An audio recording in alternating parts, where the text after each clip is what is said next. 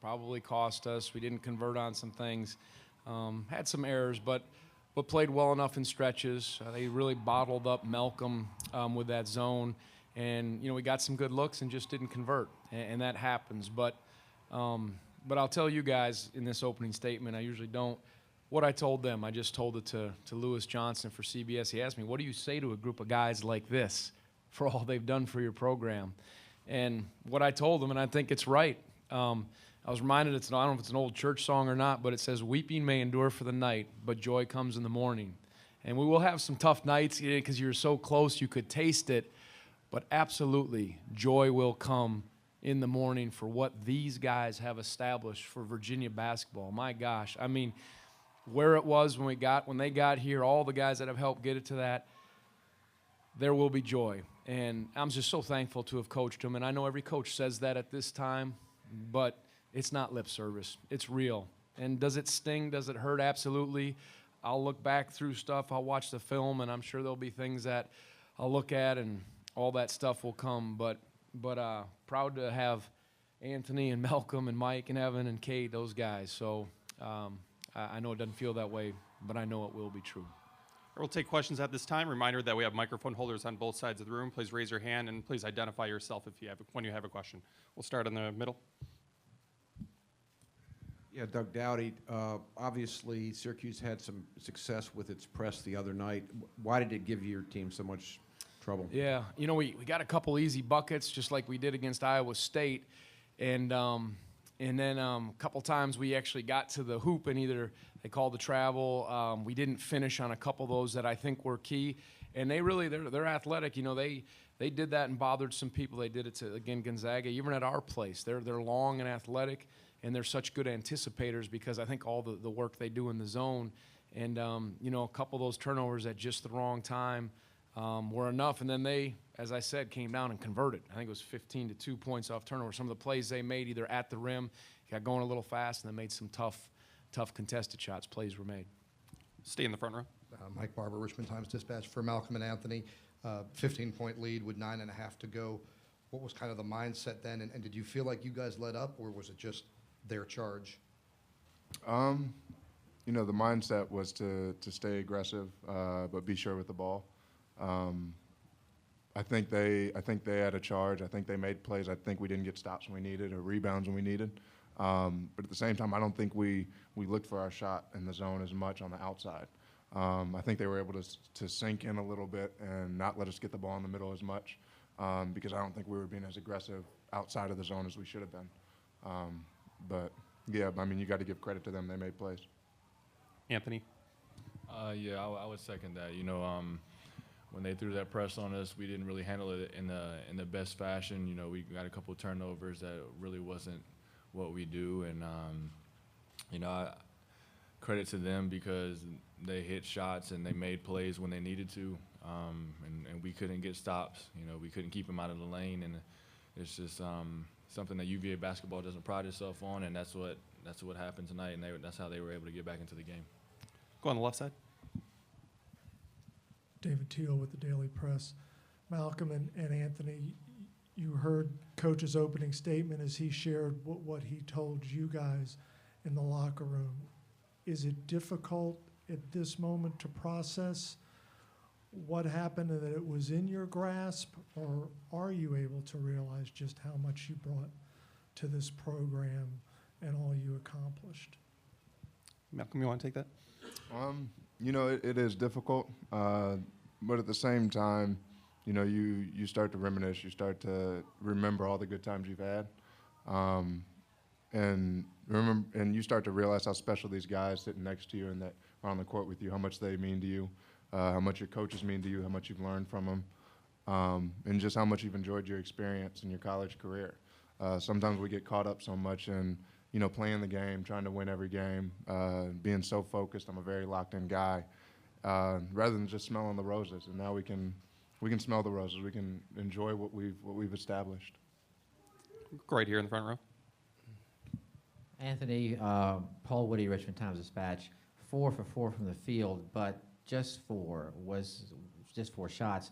Was it their zone that was collapsing on you? I know there were some foul issues in there, but but the ball just didn't seem to get inside like it should have.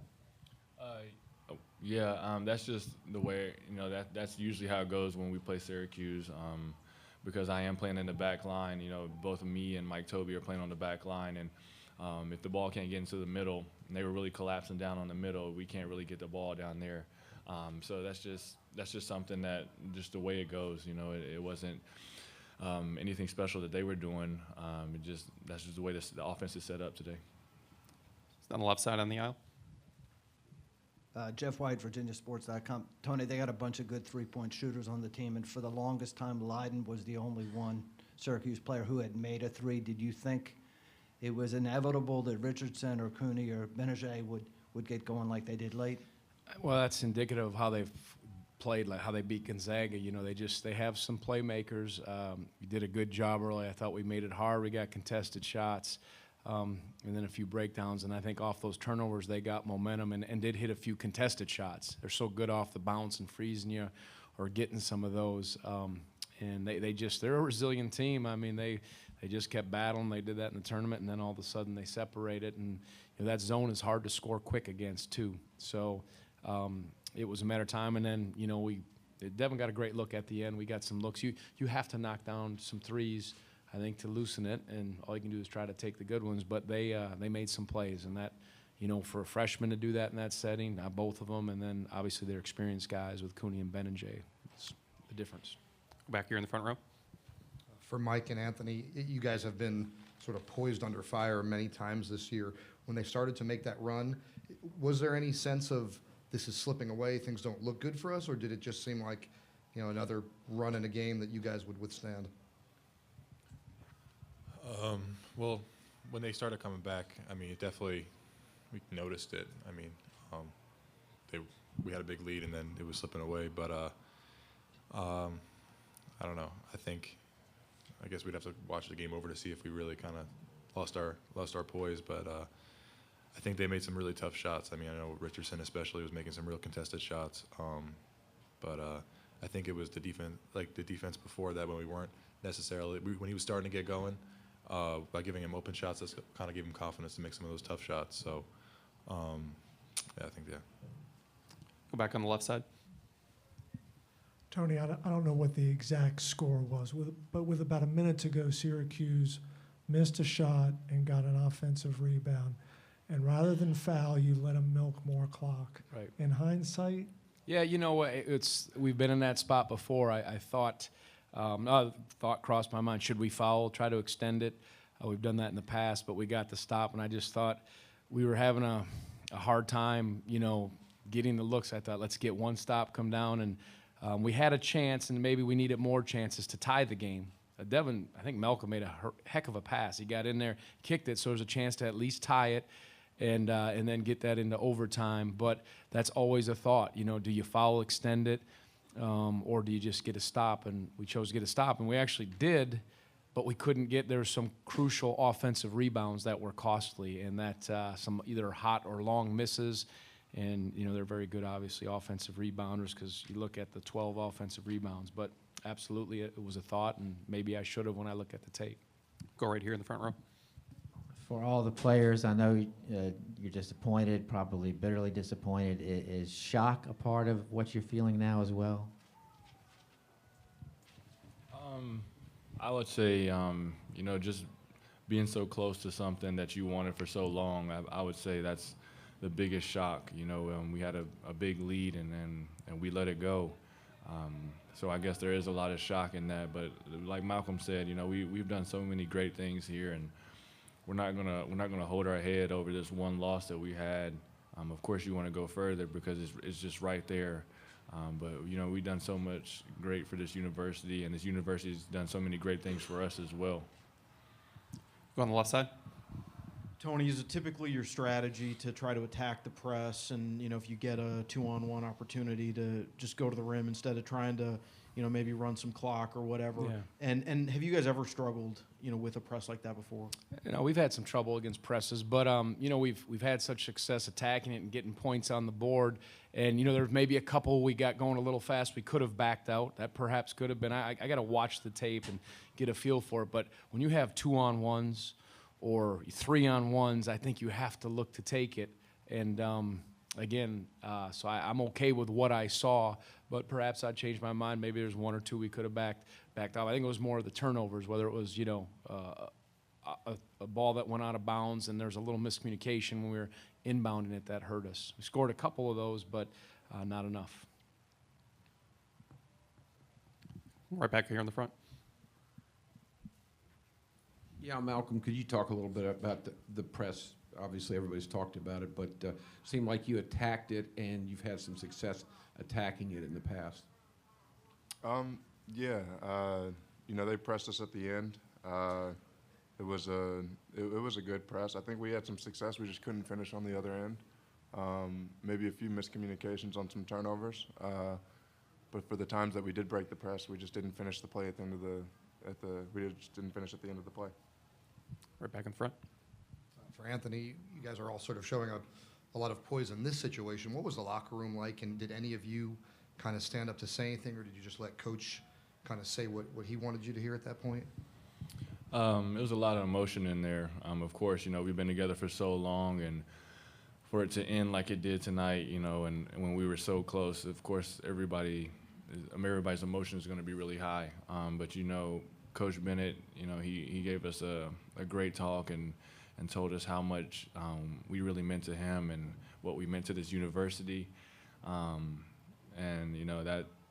the experience that we get from playing college basketball, especially with guys who've been together for so long, is something that you just can't find anywhere. It's a special thing, and for it to end like that, of course, there's going to be a lot of emotion. Go to the fourth row on the aisle. Yeah, Tony, London obviously was red hot in that first half. What did they do differently defensively? Maybe the press was a big reason why, but why wasn't maybe he as much of a factor in those last 20 minutes? Yeah, well, to start the second half, we liked it because they were starting to come out, and we really got the ball into the high post, got a quick high-low to start the second half, and it opened up the middle more because you have to touch the paint against that, and London hit some long ones. But, they were aware of him. Of course they were. They shaded him, and that's where we tried to be a little more middle-oriented or attack the high post and play out of that, which we did. And got it in there, but it's a good zone. It's a good defense, and again, if Malcolm said, you got to stick a few jumpers, you got to look for them, but there was good stretches of it. But they made the plays, and then coupled with offensive rebounds, turnovers, those X factor things, I think that's the difference. We'll go to the second row.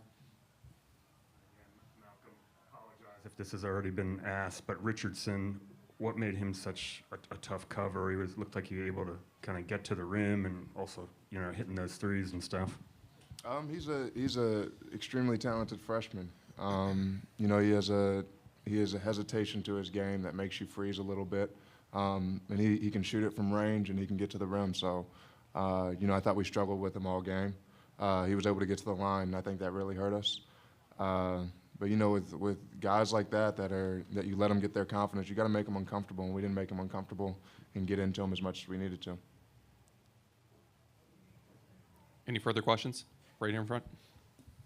Tony, I know it's a good zone. Is there one for them? They can probably get it, Yeah, if we can take them for the student athletes first, and then we'll let them be dismissed.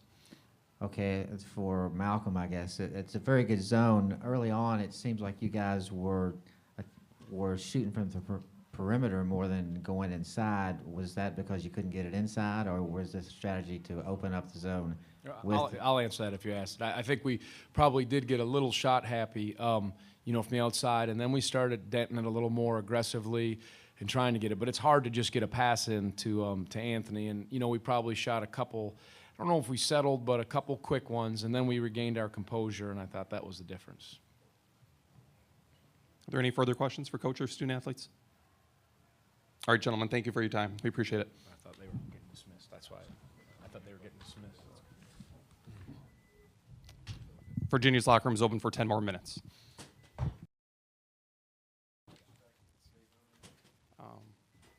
Hard to say. Yeah.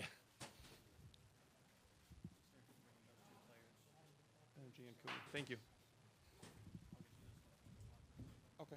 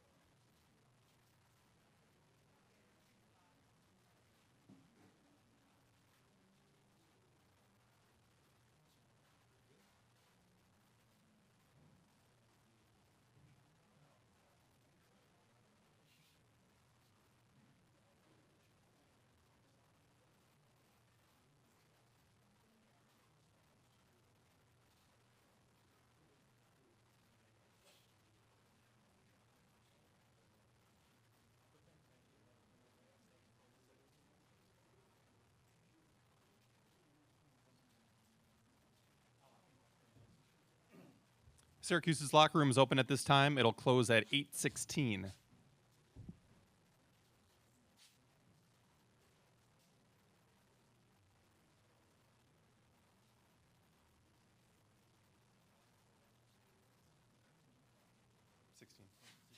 Oh, 0 and 10.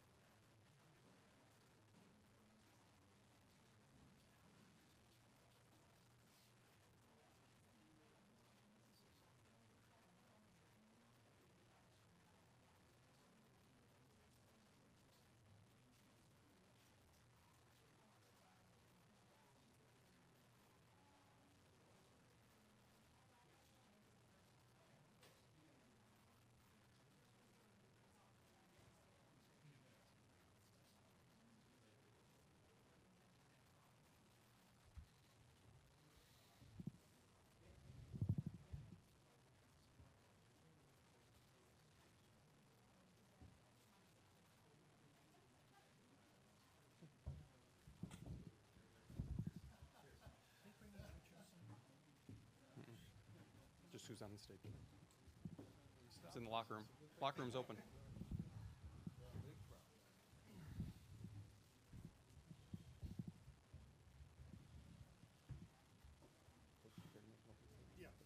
I think, we came out at halftime. We wanted to try to keep it within 12 or so, and with about 10 minutes, try to go with full court pressure. And, the full court press helped, and, we got a steal or two, and then Tyler Lydon made a couple great plays in the back of it to stop them in a 2-on-1 situation. And we finally got our offense. We wanted to go to the basket. We finally were able to get to the basket. And I thought Malachi and Trevor made a couple great drives there. And then Tyler Lydon got a really good look at a three. And once we got the lead, we just wanted to play good defense. And, we got a couple stops down there. It was a great comeback, one of the best I've coached in any team I've had in terms of you're playing, I think, a great team. Virginia is beating us 15 points 3 straight times, and they were 15 points up today.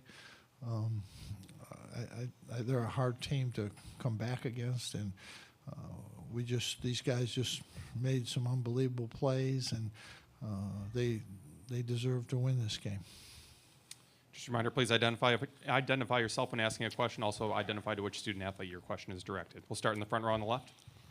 Dan Wolkin, USA Today, for Michael and for Jim. When you put the press on them and they start to speed up, they start to look for 2-on-1s. What do you see happening to them? And are they out of their comfort zone? Being that they typically are so deliberate. No, I don't think so. I think they got what they wanted. They beat the press and they had 2-on-1s. And I think one time Tyler made a great play, and then the other time he came over Gil and Gil had to walk. It was just a couple plays down there, but they're certainly capable of playing at that speed when they get in the open court. But we wouldn't want to press them the whole game, because in reality they miss some plays that they would normally make. And if we press the whole game, they might miss a couple, but then they would start making layups and also get us in foul trouble. And we can't press for that long with 6 guys. So No, I think that we were able to get just a couple plays, but the real key was we started to score. It really was more our offense finally got going. And Malachi had a couple monster threes, and then the two freshmen made 3 threes, in the second half, and I thought that was really, we hadn't made anything. First half we were 1 for 9 from the 3, and a lot of that's their defense. We changed in halftime and stopped doing ball screens. We just started driving to the basket, and that simple, but it worked a little bit better. Michael, you want to add your thoughts? Yeah, I think Coach did a great job of explaining. The press definitely gave us life. I think it turned the game around, and we did a great job of just hustling and competing during the press. Right here in the front. Mike Waters, Syracuse Media Group. Jim, you put the press on with about 10 minutes to go, but did you talk to any of the team at halftime about it was going to come? Yeah, we said we're going to wait. We're going to wait 5 or 6 possessions and try to get it to where it's 10 or 12. And, I think it was 14, which more than we wanted it to be when we started pressing. But we got a couple quick stops and a couple turnovers and got right back in it. And but we had prepared them that we're going to press because we weren't going to cut a 15-point lead against Virginia down by playing half court. That would the best we can hope for is lose the game by 6 or 7 if we play well. So we knew we would have to do it. And those are the games where they're good. They're good against. They know what they're doing. They attacked it. And if they hit a couple on those right away, it would have been a 20-point game. But you have to take the chance. It doesn't matter whether you lose by 7 or 20. It's still going home.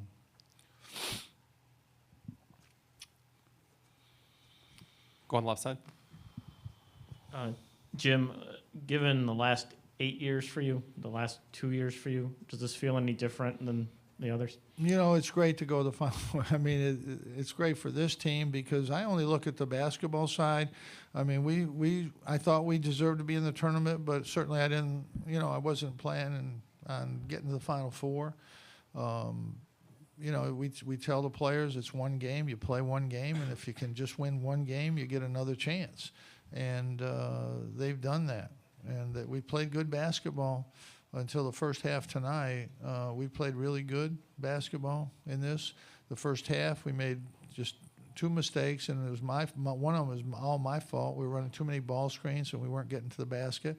And the second thing is we didn't guard Parantes. And, we had a freshman in there, and he's doing some good things, but he didn't get out and guard him, and you can't he's the one guy. We wanted to stop Brogdon, and then when Brogdon started to miss a couple, we wanted to stop Parantes, and we just didn't do that in the first half. I mean, he got too open, and we had to correct that. And because we were so far down, we knew we were going to have to press at some point. But it's anytime you go to the Final Four for these guys, I mean, I think it's great. I mean, I'm so happy for them. At Syracuse, this is about the players. I've been in this 40 years. I'm 71 years old. This is for them. I feel good when we win for them and for our fans. We have great fans, and for these guys. I've seen enough things. I'm happy for them. Go third row. Paul Lauren from IMG. Trevor, can you kind of touch on your thoughts on the one game at a time? I mean, when you get the bracket and you see this is the road we have to go on, how difficult or easy is it to kind of compartmentalize each round and not let the Final Four kind of get in your head right away?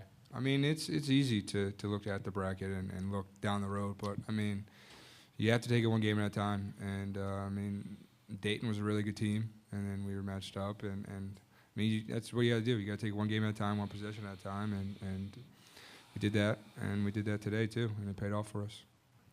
Right in the front row. On the left side. Seth Goldberg from WJPZ. Trevor, you were a part of the team that made the Final Four. Mike, you were sitting out your transfer year. What's it mean for both of you guys to be able to have this opportunity to go back to the Final Four? Trevor, you want to start? It means a lot. I mean, a lot of things have to come into place to get to the Final Four, and I think we learned a lot. I think Mike and I learned a lot that year, and just how our team has to come together. And I mean, I think now that we're leaders of this team, I think we're kind of teaching the young guys, and it's working for us. Michael? Yeah, it's just a great experience. You know, sitting out that redshirt year, I really wanted to be a part of that, and now I'm fortunate to actually be a part of it, and it just feels great. Front row. Mike Waters, Syracuse Media Group. For Jim and for Mike, have you ever seen a player hit a three-pointer with one shoe on, like Tyler did there in the first half? He's about the only guy that would even take it. But the ref was funny. He said, "I think he's a little better with a shoe off." But I've never seen that. I saw Mike take his shoe off once, but we won't talk about that. Yeah, I have a bad history with my shoes coming off in NCAA tournament games, but Lyden is the opposite of me, and he'll still have to keep his shoes on, though. I think his defensive play tonight was huge. His 5 blocks. He had, I think, 6 the other night. What has he had? 6 twice in this tournament and 5 tonight. That's pretty good for a skinny guy that can't play center, or so everybody said. Third row. Coach, how did this group react to the outside noise of the bubble or any of that? Well, you can ask them, but I don't think they did. I think they just kept playing. I think Mike did a great job in the games I was out. They had a very tough schedule. We lost the same games if I was coaching, probably. But it was a little, the first couple games where they weren't quite, in my estimation, watching them play, they kind of didn't adjust quickly. And then they did. They played great at Miami, Pittsburgh, Clemson. They played great in those games. And, but to go 0-4 to start in the ACC, I'm not sure in the history how many teams have done that. And I don't think anybody's ever gone to the Final Four to start 0-4 in a league, any league. I just think they deserve a lot of credit, and they should speak to, what they felt about the whole year. Mike. Trevor, you want to comment on that? I mean, this has been a very interesting year. I mean, we've obviously been through a lot, and this team has just stayed together. And I think we learned a lot about each other throughout the whole entire year, and all those things are paying off now. We're sticking together, we're believing in each other, and good things happen when you do that. Yeah, I think as a team, collectively, we've been great teammates to one another, through all the highs and lows. I think it's finally starting to pay off. We got great chemistry on and off the court, and I think that's what it's all about. I think you have to give credit to these 2 seniors. They're the guys. And even in a game like tonight, when Mike wasn't shooting well, he kept making plays. He kept getting in the lane and making plays for people and making great defensive plays on the other end. And we had 11 steals against Virginia, and only one of those really was full court press. I mean, the rest were just steals in a half court defense. And Trevor had 4. Not quite as good as the other night when he had 2.5 or 2 goes 3 in a minute. But those are tremendous plays. And but the 2 seniors, we have 2 freshmen, and we have a junior who hasn't played in 3 years. And these 2 guys have just been there every game. And when they don't shoot well, they do something else. They play defense, make a steal. And I just think they deserve a tremendous amount of credit because they've gotten these guys through this. It would have been very easy for that not to happen. Go to the left side. Jim, you called it one of the greatest comebacks, if not the greatest comeback. Is it because of the stakes, or is it because of the way the game just flipped at the time it did? I think it's a little of both, obviously the stage, but I think it's also because you're playing Virginia, who's completely dominated us 3 times. I mean, let's face it. We actually played them best this year at their place. The other 2 times we played them, they dominated us, and we really played great against them. We didn't play that well tonight. Like, we played great. I watched the tape, this week of how we played. We played great down there. I mean, we did, and they played great. They shot 56% at home to beat us, and so that I had a little hope based on that. But when we couldn't get anything going offensively tonight, it was not a good scenario. There was not much positive, but the thing you have to do in basketball, and I want these guys to do it, where you're at isn't important. It's where you get to. And you can be in a great situation, or you can be in an awful situation, and you can still get, you can still overcome that awful situation. And it didn't look like we would be able to tonight, but these guys they made hard plays. It's hard to press Virginia. It was really hard. It's hard to press Gonzaga. And they did that, and they willed this game. They made plays that you would think from a basketball perspective could not be made, and they made them. And they deserve all the credit in the world. Go back on the right side. Hey, Jeff. So you coached, obviously, Syracuse when the year that the Big East sent 3 teams to the Final Four. Does this conference, the ACC, even stronger? I know it's a different time, but Well, they want me to say that, but I can't say that. I was in that league 30 years. If I'm in this league 30 years, then I may say that. But no, I mean this is a great league. There's no question about it. I knew when we came in this league, I said we're leaving a great league and we're going to get into a great league. This year and last year, really, it's been a great league. I mean, the facts are the facts. I mean, it's there. Most of the time, you're comparing. Well, they had a great year in their conference. They had a great year in their conference, and you really can't compare. You can't really say, well, we're better than them, because you're not playing them every day. When you get in the tournament, you do have a measuring stick as to which leagues are the best. I mean, you can argue it a little bit, but in the long run, I mean, one team may get a little easier way, but another team might have a harder way to go. And the fact that we got 6 teams, in, and we got 4 teams to today, and we'll get 2 teams to Houston. I mean, we have a great league, and I think, in my opinion, that the league will get better in the future. I really do. I think there's programs that are on the upswing, and I think obviously the top teams, they're not going anywhere. They're going to be good, and I think the league will get better in time. Go on the left side. This is for Mike and Trevor. I guess, what do you attribute how you guys have stuck together for the last 2 years? Because it's a pretty easy thing to say, and I imagine it's a much harder thing to do. Mike, you want to start? Yeah, just being part of a team that you enjoy, everybody's company, it just makes it a fun environment to go to practice.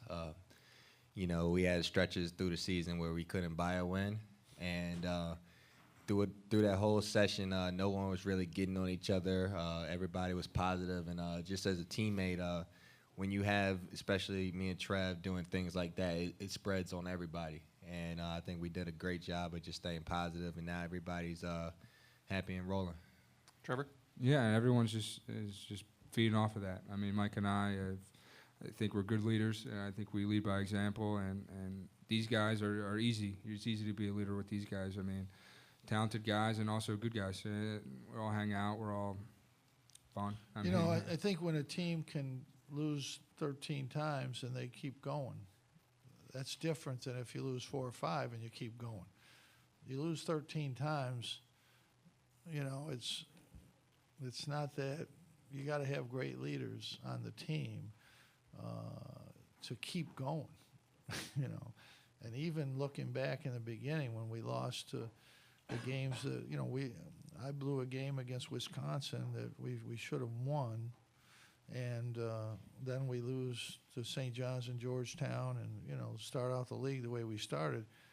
I think it's very hard for a team to get it back together and get through that, and these guys did it. I mean, I think that's something you have to really admire. It wasn't that we all of a sudden started playing that much better. We played about the same all year, except for those 2 games. The St. John's Georgetown game, we didn't play well. But other than that, in all of our losses, we were good. We were there. I mean, we had a reasonable chance to win all those games, and I think that gave us the idea that we could get going. And I think the Dayton game really, Dayton's a good team, and to dominate that game really, I think, gave us a little more belief. And then, the same thing with the Knicks game. And then, and once you get by that, every game's going to be a tough game like this. I mean, you're not going to have, it's going to come down to a play or two here or there. And they made them the other day, and then they made them again today. We'll go to the 4th row. Coach Malachi obviously scoring 17 in the final 10 minutes. So I guess what was said to him at halftime, and how impressed were you with how he responded? Well, he's averaging probably 16 in the second half this year. I mean, and not really, but he's done that a lot of times. And I think it's because I really don't start coaching him until then. This late second half, I start to, give him a little coaching skill. No, he's been that way. He's been a second half player. I mean, first half I took him out because he passed up a shot and he didn't mess around with the ball, and then he steps out of bounds. I mean, he was out of it. I think he was 1 for 6 or something at halftime. I mean, he needs to be aggressive. He needs to look for his shot.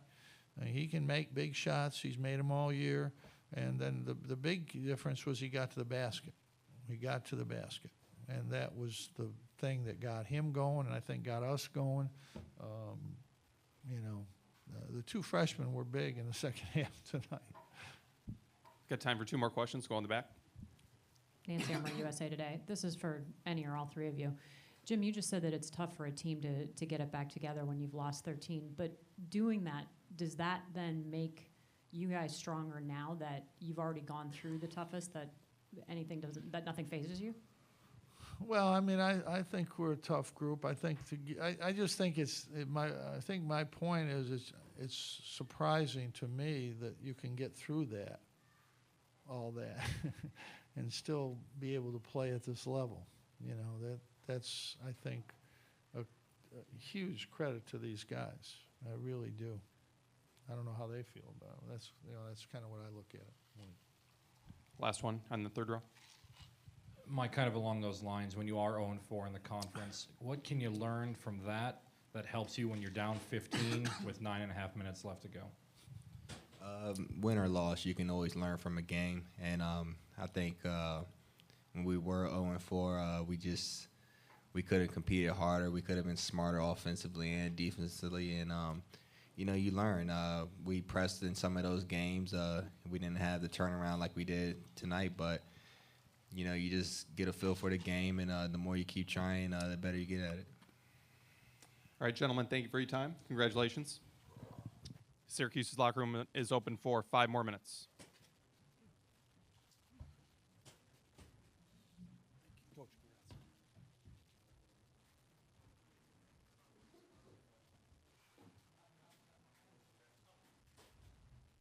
Thank you. Absolutely. My pleasure.